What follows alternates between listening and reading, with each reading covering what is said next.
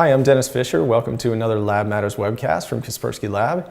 And today I'm with my colleague Tim Armstrong from our US office, and we're going to be talking a little bit about the current wave of data breaches and high-profile attacks on a lot of companies that we've all heard of, and kind of talk about what's driving this and what it means for security in general. So, Tim, there's been a lot of attacks probably over the last maybe 12 to 14 months. Maybe we can go back to the Google Aurora attacks, the attack on RSA, the breaches of Sony, a few others.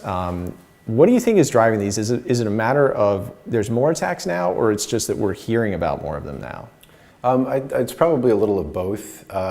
Definitely the publicity attached to these attacks has grown a lot. So, and there's kind of a fashionability, I guess, to the attacks that, right. Groups like LulzSec coming out very publicly about what they're doing and who they're hacking, and that probably adds in some sort of glamour to it, and the whole hacktivism movement has kind of gotten behind it as well. So maybe people that were just on the edge of being kind of gray hat are now jumping in more than they would have in the past. So really a combination of factors. And we're seeing some of these companies being forced into, not just disclosures by, the breach laws in the US that we have, but, sort of by public pressure from, their customers, from security researchers, that sort of thing. And it's turning into a sort of an embarrassing situation for a lot of these companies that are not responding well. Do you think some of the other corporations are kind of looking at them and hopefully learning some lessons and saying, okay, here's how not to respond to a breach? Maybe we should develop some sort of plan as to what happens, not if, but when we get attacked. Yeah, well, I mean, I hope so. It's really hard to say.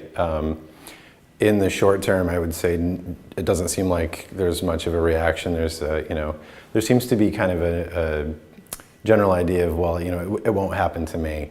Which is a huge mistake. Right, and I mean, there's a pretty large expense that comes with, having a good protection plan, having a complete disaster recovery plan, and a lot of companies maybe don't understand that at a top level. Right. And so they don't really put the money behind it or the effort behind it to get all of those things in order, before something chaotic happens, and then they have all the expensive PR and everything, which is, on the backside of it is a lot more expensive anyway. Yeah, it is. It's really difficult, especially it can be expensive with hard costs, reputation loss, anger from your customers, yep. All of that sort of thing. So, one interesting factor I think is that this current wave of breaches seems to be getting squished in with the whole APT discussion. Mm-hmm. And I think they're two separate things.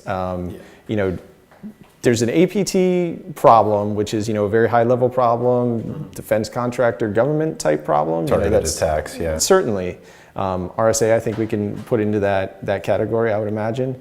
But things like what's happening to Sony, I don't think belong in that discussion. So, I mean, the mass malware problem is still more of a threat to most enterprises than, the highly skilled targeted attacker at this point, right? Yeah, I would say so. But there again, nobody wants to come out and say, we were hacked by a completely unsophisticated, basic attack. Yes. Because we didn't take even the most minimal steps to, secure our multi-million customer-sized database. Right. So everybody is, definitely from a PR perspective, comes out and says, oh, it was a very sophisticated, advanced attack.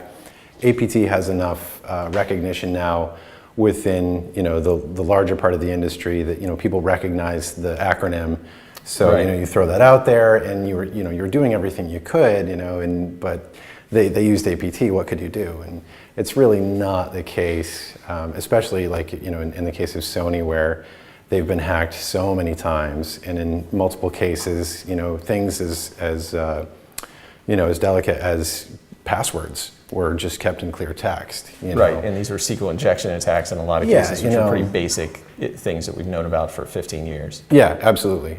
And some basic practices that have been, were talked about in the 1980s, yeah. haven't even been, implemented. So it's really more of a when issue and not a how.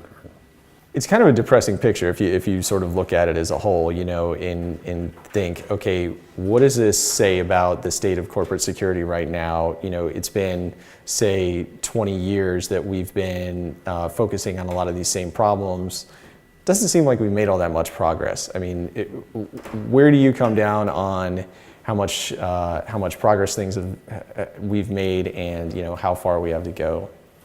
Well, I mean, when a company like, you know, like RSA, for example, gets hacked, even if it is, you know, a complex threat, it sends a pretty, you know, scary reminder or should send a pretty scary reminder to the rest of the community that, you know, you're never doing enough.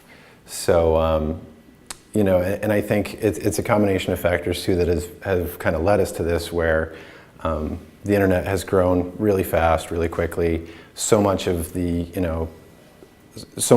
our customer lives, I guess, has been virtualized and right. moved into, you know, onto the internet. And these companies, there's a lack of, I think, high-level education that these things are really, really necessary to deal with. You know, and it's really hard to put, you know, a security person in front of, you know, a high-level executive and have an intelligent conversation about why that money is important to spend. So I think until that really happens, you're not going to see much change. You know, and I think the only thing that's really going to drive that is, unfortunately, more and more large-scale breaches. Well, the good news is we'll probably see more of those, yeah. So you don't have to worry about that. Yeah, definitely. All right, Tim, thanks a lot. Thank you all for watching, and for more Lab Matters webcasts, you can check out our YouTube channel at youtube.com/Kaspersky.